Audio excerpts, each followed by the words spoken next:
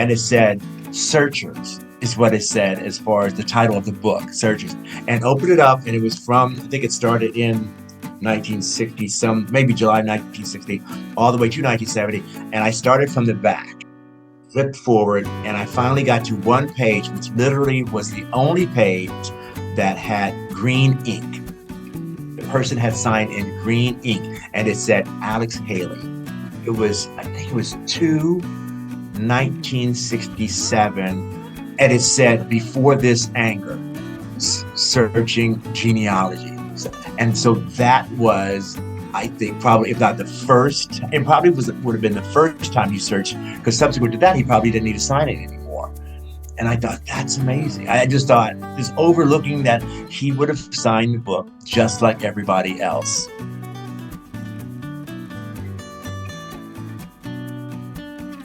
What would you think Alex Haley would think about how genealogy research has changed? He was back in the you write letters era. It's funny that you say that, is that recently, and I do mean recently, as in 2 weeks or so, I was looking through the archives records, and I don't remember why exactly I even did this. It was part of the urging of a colleague, because we were trying to find if there was any documentation of when Uncle Alex was at the Maryland State Archives, then called the Hall of Records, back in 1960s, because we had letters from him to Phoebe Jacobson, who was the head of research head of reference services at that time. She's the one who famously helped him find the Lord Ligonier card. And in looking in our records, we saw researchers log for 1960 to 1970. So we just thought, well, what the heck? And so we got it. And it's literally like one of those notepads you use in school, like a scholastic notepad. It has the, I guess you say the speckled black and white type design on the front, composition, name of school. That's what it was.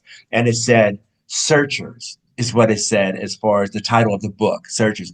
And opened it up, and it was from, I think it started in 1960, maybe July 1960, all the way to 1970. And I started from the back, flipped forward, and I finally got to one page, which literally was the only page that had green ink. The person had signed in green ink, and it said Alex Haley. It was, I think it was 1967, and it said, "Before this anger, searching genealogy." And so that was, I think, probably, if not the first, it probably would have been the first time you searched, because subsequent to that, he probably didn't need to sign it anymore. And I thought, that's amazing. I just thought, just overlooking that he would have signed the book just like everybody else. Yeah. Back in the 1950s, another, at this point, historic document. And I don't know what he would think about now, where you go online and you put in your name and you have to subscribe and you have to have a password, and then you have this the electronic tree that's in place, and you can perhaps put somebody's photograph there, you can put their dates there. I think he'd be fascinated. I think he'd love it. I think he'd love it. Ultimately, he would love that that's something that so many people can have access to without necessarily spending all the dollars he had to spend to travel from repository to repository to look at the different options of what records there are, and then to bore through them, which people still have to do today. But it would take a very long time before you would send a letter in, have an inquiry, and somebody would send you the results back, much less that they would send back the actual copy of whatever document you were seeking. So such a much longer period of time. Whereas here, you can go to ancestry.com, and you could very likely find a copy of that entry, which is your ancestor's census record or birth record or death record or military record, and just have it to download that same day. Mm-hmm. I think he would love that.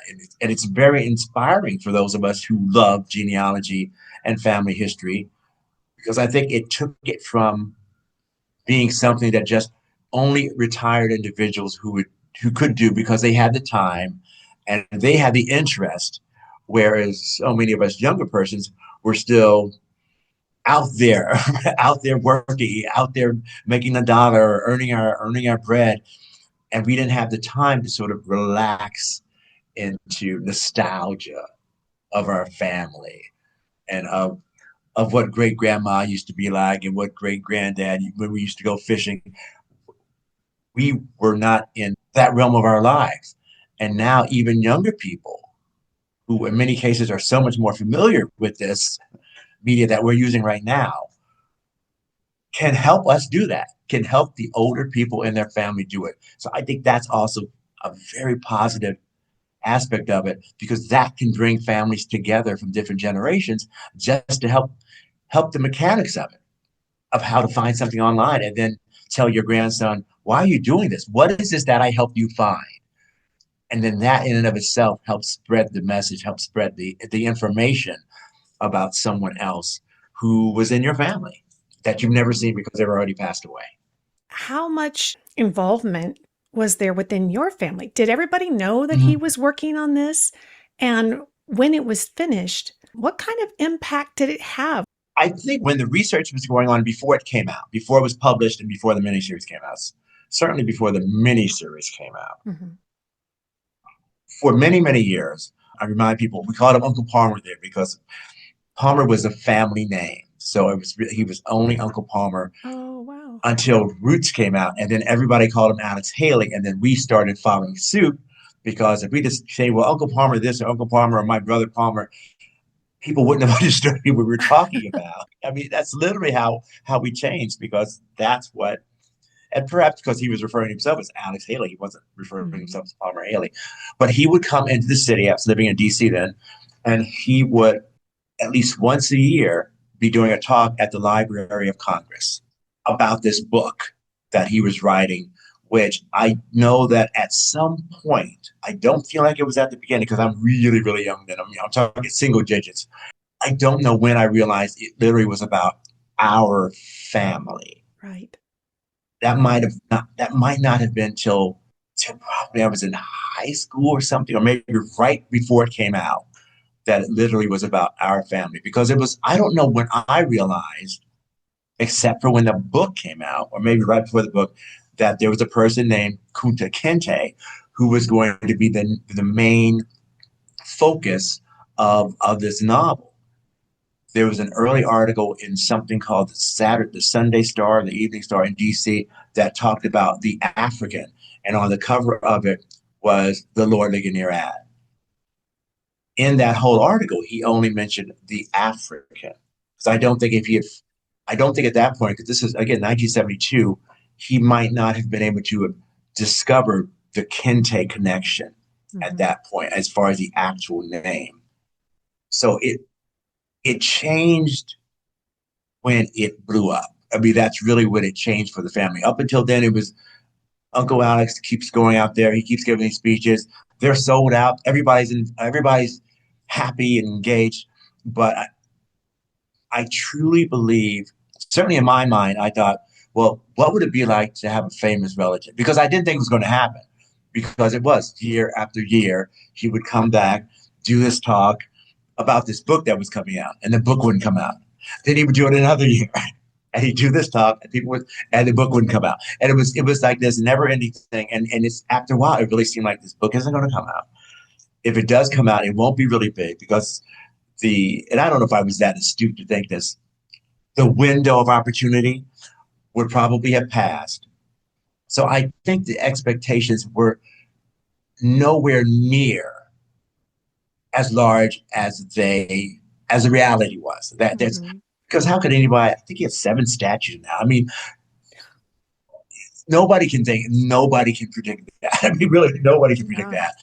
And certainly after it happened, it was really an awareness of that. This is about our family, and now everybody knows about this this story about our family, and to try to be on top of it or try to be aware of it, try to be conscious of it, because now people are going to ask you, well, did you do this? Did you do your genealogy? Did your father hold you up in the air? All these different things, which were never anything that even slightly drifted through your brain or drifted through your daily routine to consider. But after that book came out, and certainly after the miniseries came out, it really was about not only what this meant to us personally, but what it meant to people outside of us, people who weren't our family, who didn't even know us, but what they felt it meant to them. And so, in that sense, what you meant to them, because your family is making them feel the motivation to search for their own family roots. Yeah, Yeah. it was quite an immense switch from January 22nd to January 20, let's say January 23rd to January 24th, because January 23rd is when it aired. And after that, the next day is when all of a sudden everybody's seen it and the perception is just different because you're related to this person, you're related to that story. Tell me all about it. And of Yes. course, you don't know all about it because you haven't known about it before. We will have a link to your website in our video description here because that certainly is a great place for them to check out all that you've been up to. It's so good to catch back up with you, my You too. friend. This is Thank you so great. This is much. great. Well, stay in touch. Let us know all the songs you're singing, all the plays that you're in, the books that you're writing. We always love to chat with you. Thank you so much, Chris. Thank you, Lisa. Thank you. Thank you for making this happen.